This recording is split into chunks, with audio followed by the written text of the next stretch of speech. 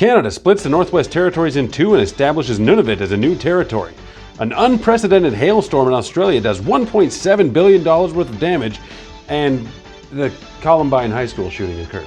I could segue this into a comic story. Warren Ellis was writing the series Hellblazer, which came in this month at the number 112 spot. And he was writing his next arc, which was going to be a story called Shoot, where John Constantine would investigate the phenomenon of school shooting. Everyone in the Vertigo office loved it and thought that it was great, and they wanted to boost the numbers to reach as many people as possible. But after Columbine, the DC publisher Paul Levitz understandably wanted to make some changes. Ellis disagreed with the changes and refused to go along with them, and he ended up not continuing on as the writer of Hellblazer. Though Shoot was eventually published in 2010, I've got to say I completely understand not releasing it in the wake of Columbine. It's just a real hard stance opinion on high school shootings in general, and it didn't really have any supernatural things at play.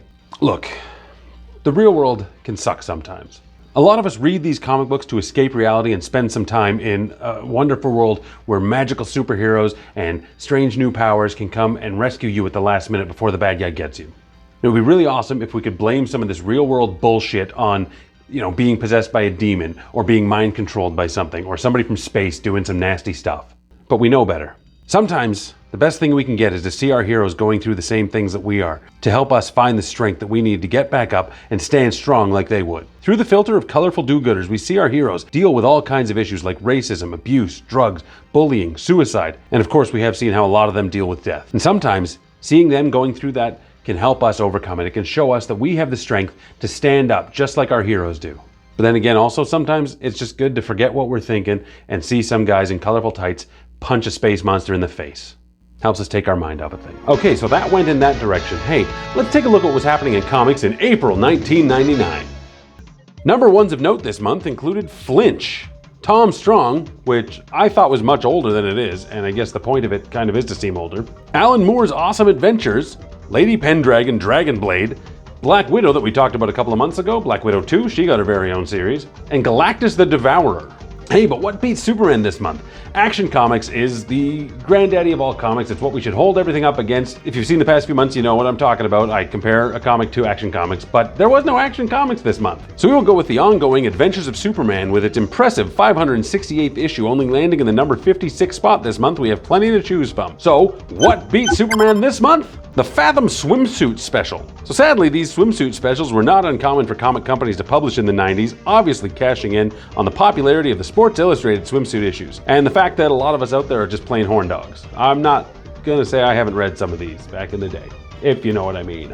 A wink, because I know what I mean. Also of note this month, just for the heck of it, since they wouldn't have to pay any licensing fees, DC went ahead and reprinted the JLA Wildcats crossover from a couple of years back. Other than that, there really isn't much else of note happening, so let's jump into the top 10 comics of April 1999. Number 10 sees Spawn the Dark Ages dropping from its number 3 spot with 30,000 less issues than last month. As for the issue itself, Jesus, this concept could be so much better in its execution, but it just isn't. The art is great, but this is essentially just a poster book at this point, and for $2.50, I think I actually want a little more story given to me. In the number 9 spot is Daredevil number 8. It's the final issue of Kevin Smith's run on Daredevil, and as I've said in previous months, this is a must-read for any Daredevil fan, and this has easily been the highlight of my reading every month when I'm doing the research for this video. Kevin Smith wrote this as a fan who could write, as opposed to coming in writing as a writer looking for cheap thrills and shocks like some of his later work. This issue beautifully wraps up his story and sets everything into the perfect direction for a new creative team that's going to continue on, which they do in the very next month, and this volume of Daredevil will go down in history as one of the best runs of the Devil of Hell's Kitchen.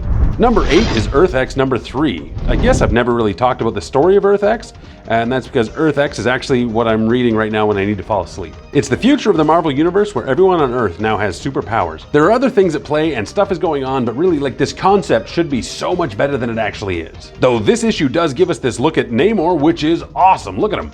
He's half on fire because he killed the Human Torch, and Franklin Richards was like, well, you're half on fire now. So he looks cool. Number 7 is JLA number 30. This is continuing the JSA JLA crossover, Crisis Times 5. It's fine, it's JLA. At this point, it's far from the best DC title, but it's easily the most popular. Number 6 is Wolverine number 139. Wolverine teams up with Cable to help out Hardcase Harry, and they fight some ugly dudes. One of them seems to have gorilla faces for shoulders. Kind of unfortunate because right now, a lot of the stuff sitting much lower on this scale is turning things around, changing the way comics are presented, and these top 10s are just plodding forward on the momentum that fame has already brought them. Not really fair. Number 5 has Avengers issue number 17. Jerry Ordway here is the guest artist and writer. It's the Avengers it's fine. Nothing really special to see here. Number 4 is Spawn number 85. It's Spawn doing Spawn things. He fights with a cop that was possessed by Kincaid. The art's great, but it's still, you guys know my stance on Spawn at this point. Number 3 is Battle Chasers number 6. Puts a little egg on my face because last month I was like, Battle Chasers you won't hear about for a few months. So I was incorrect. But after this, you won't hear from it for a while. As for this issue, I didn't even really know what I was reading here. Did I miss Battle Chasers? Did I try to get into it too late? Or I don't know what's going on. Let me know in the comments below if Battle Chasers is something I should look into. Number 2 is XMen number 89, and again, I'll talk about this at the same time as number 1, Uncanny X-Men number 369, spending its 4th straight month at the top. The X-Men and Uncanny X-Men are really just one series at this point, because I can't really imagine reading one without reading the other, and they're both written by Alan Davis. There are plenty of times in history where like each X-Men title has its own team and they go on to do different things. They're intertwined and connected, but like right now it's really just flowing from one issue to the next, back and forth. Yeah, as I mentioned, they're both written by Alan Davis.